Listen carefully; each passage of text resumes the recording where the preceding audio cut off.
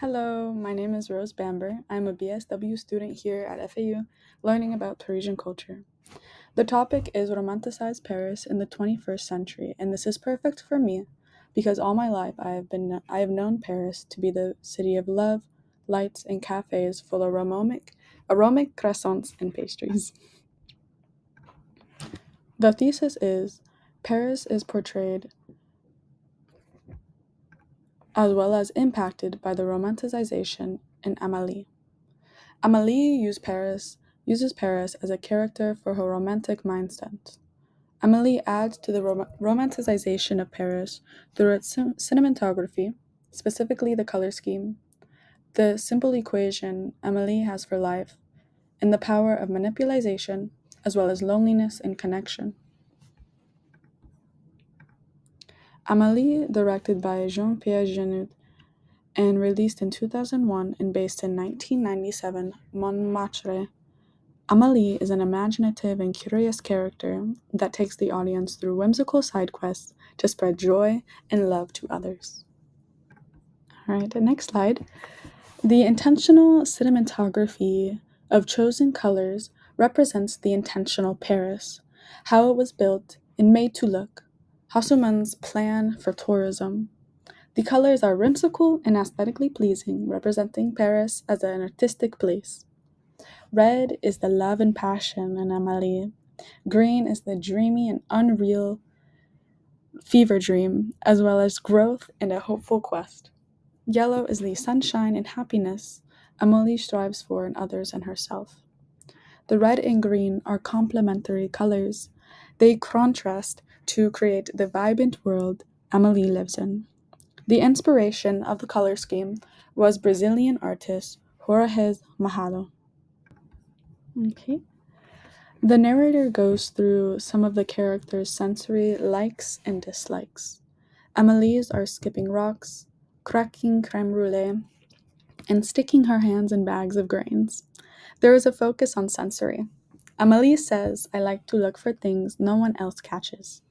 This makes Paris seem like a place where finding beauty in the mundane is fundamental. This resonates with Romantic's Paris stereotype that Paris is slow paced and provides an environment for simplicity. The Matrix. I was reminded of some chapter 10 or chapter 11 concepts in The Matrix while watching this. The perfectness of the world, the colors, the people wearing red and green, making this town dystopian, magical, outworldly, where everyone feels connected. The Twilight Zone, one might call it. And Amélie is the manipulator of the reality. She transforms people's lives. She acts as a superhero, taking power into her everyday life. Paris is her accomplice in this pursuit. The film creates a hyperreality, not really mentioning real world problems and complexity, wherein an imaginative and whimsical story that makes life just so simple. Simulacra are symbols of culture and media that represent our perceived reality. Example Amélie manipulates are a box of childhood toys to evoke a memory and change in a person, as well as a garden gnome to convince her father to travel. Amélie uses this artificial world to explore love, connection, overcoming loneliness. This Paris is what becomes real Paris in vulnerable minds, creating an illusion some may call Paris syndrome, which leaves tourists disappointed when they arrive and it is not as pretty or welcoming or clean as they have seen in media. Another example in cinema of this artificial Paris is The Midnight in Paris, where Gil romanticizes the past of Paris, the rainy walks, and creative freedom of Paris. Loneliness and connection. In a big city, you see so many people, so many opportunities to connect to another universe. A lively and fresh ecosystem. At home, Amélie was in a stable and lonely environment. Stale environment. So she set out for the city. She is now surrounded by regulars in her city, the cafe, the veggie stand, her apartment. She sees them every day, but she has a hard time connecting with them. She was observant but uninteractive, like Baudelaire's Flaneur, creating imaginative stories about herself and her surroundings. She gets the idea to change, to reinvent herself with a new purpose. She begins with the quest to help others through fabricated schemes and ends her quest ameliorating herself, altruism at its finest. The people around her left their mark on her psyche, making her a more courageously social person. This presents Paris as a place of infinite possibilities, as well as loneliness if you do not know how to connect. Before we end, I wanted to point out a called upon conversation Amélie ignites in the standards on women.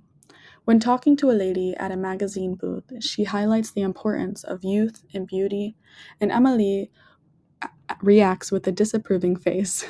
The magazine lady also says, "A woman without love wilts like a flower without sunshine." This statement is sexist and derogatory. It makes it seem like love is women's only goal and it undermines our self-sufficiency. It also doesn't take into account men need love just as much as women. Okay, a concluding thought of mine is I have gained a perception of Paris that centralizes a hub for intellectual and artistic conversation and creation, a place that values the invaluable, meaning the things that can't be mass produced.